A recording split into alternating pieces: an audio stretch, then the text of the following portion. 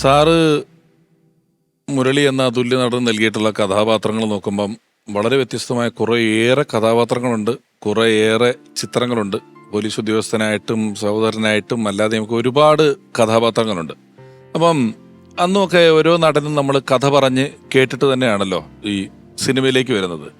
അദ്ദേഹത്തിൻ്റെ ഒരു കഥാ തിരഞ്ഞെടുപ്പിൽ സാറിനെ പോലൊരു സംവിധായകനൊക്കെ ചെല്ലുമ്പോൾ അദ്ദേഹം ഒരുപാട് സജഷനുകൾ പറയുമായിരുന്നു, കഥാപാത്രത്തെക്കുറിച്ച് ഡീറ്റെയിൽ ആയിട്ട് ചോദിക്കുമായിരുന്നു. എങ്ങനെയായിരുന്നു ആദ്യത്തെ ഒരു സൗഹൃദം സംവിധായകൻ എന്നുള്ള നിലയിൽ ചെല്ലുമ്പോൾ? മുരളി എൻ്റെ കൂടെ ആദ്യമായിട്ട് അഭിനയിക്കുന്ന ചിത്രം എഴുതാപ്പുറങ്ങളാണ്. തനിയാവർത്തനം കഴിഞ്ഞിട്ട് ഞാൻ ചെയ്യുന്ന സിനിമയാണ് എഴുതാപ്പുറങ്ങൾ. അപ്പോൾ മുരളി അതിന് തൊട്ടുമുമ്പാണ് പരിചയപ്പെടുന്നതും. അതിനു മുമ്പ് മുരളി ഞാൻ കണ്ടിട്ടുള്ളത് പഞ്ചാഗ്നിയിലെ കഥാപാത്രം ചെയ്യുമ്പോഴാണ്. നേരിൽ കണ്ട് പരിചയപ്പെട്ട ശേഷം മുരളി സ്ഥിരമായിട്ടും തിരുവനന്തപുരത്ത് ഞാൻ എത്തുമ്പോഴും അവിടെ വരും, എന്നെ കാണും, എന്നെ മുറിയിലുണ്ടാവും. അങ്ങനെയാണ് ആ സൗഹൃദം പിന്നെ ലോഹിയിലേക്കും എത്തുന്നു. എഴുതാപ്പുറങ്ങളിൽ അതിലൊരു പ്രധാനപ്പെട്ട വേഷം മുരളിയാണ് ചെയ്യുന്നത്. അതിൽ 3 നായികമാരാണെങ്കിൽ പോലും വളരെ പ്രധാനപ്പെട്ട ഒരു കഥാപാത്രത്തെ മുരളിയാണ് ചെയ്തത്. മുരളി ഒരിക്കലും കഥയെക്കുറിച്ചോ കഥാപാത്രങ്ങളെക്കുറിച്ചോ ഒന്നും നമ്മളോട് ചോദിക്കാറില്ല. ഞാനോ ലോഹിയോ വിളിച്ചാൽ മുരളി അവിടെ ഉണ്ടാവും എന്നുള്ളതാണ്. തുടർന്ന് പിന്നെ അന്ന് തുടങ്ങിയ ആ സൗഹൃദം പിന്നീട് ഒരുപാട് സിനിമകളിലൂടെ തുടർന്നു.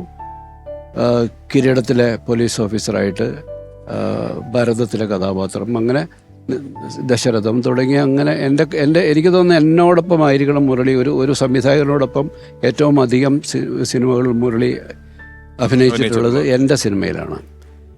കാരണം മുരളിക്ക് അത് ഒരു അവകാശം പോലെയായി തീർന്നു. ഒരു ഘട്ടം കഴിയുമ്പോൾ ഞാൻ സിനിമ എടുക്കുമ്പോൾ അതിൽ മുരളി ഉണ്ടാകുക എന്നുള്ളത് മുരളിയുടെ ഒരു ഒരു അവഗണിക്കാൻ കഴിയാത്തൊരു അവകാശവുമാണ്. മുരളിയെ ശരിക്കും അതിനിടയ്ക്ക് 1-2 സിനിമകളിൽ മുരളിയുടെ അസൗകര്യം കൊണ്ട് ഒഴിവാക്കേണ്ടി വന്നിട്ടുണ്ട്. ഒരു ഉദാഹരണം പറയുകയാണെങ്കിൽ വിചാരണ എന്ന സിനിമയിൽ പിന്നീട് ലാലു ലക്സ് ചെയ്ത വേഷം മുരളിയാണ് ചെയ്യേണ്ടിരുന്നത്. അതൊരു തൊഴിലാളി നേതാവിൻ്റെ വേഷമാണ്. അത് മുരളിക്ക് വേണ്ടി തന്നെ എഴുതിയതാണ്. പക്ഷേ ആ സമയത്ത് മുരളി വേറെ ഏതോ സിനിമയുടെ തിരക്കിൽ പെട്ടുപോയി. പക്ഷേ നമ്മുടെ ഒരു ഫോൺ വിളിക്കപ്പുറം മുരളി എപ്പോഴും ഉണ്ടാകുമെന്നുള്ളൊരു ധൈര്യം ഞങ്ങൾക്കുണ്ട്. അവസാന നിമിഷങ്ങളൊക്കെ വിളിച്ചാലും മുരളി ഓടി വരികയും ചെയ്യുകയും ചെയ്യും.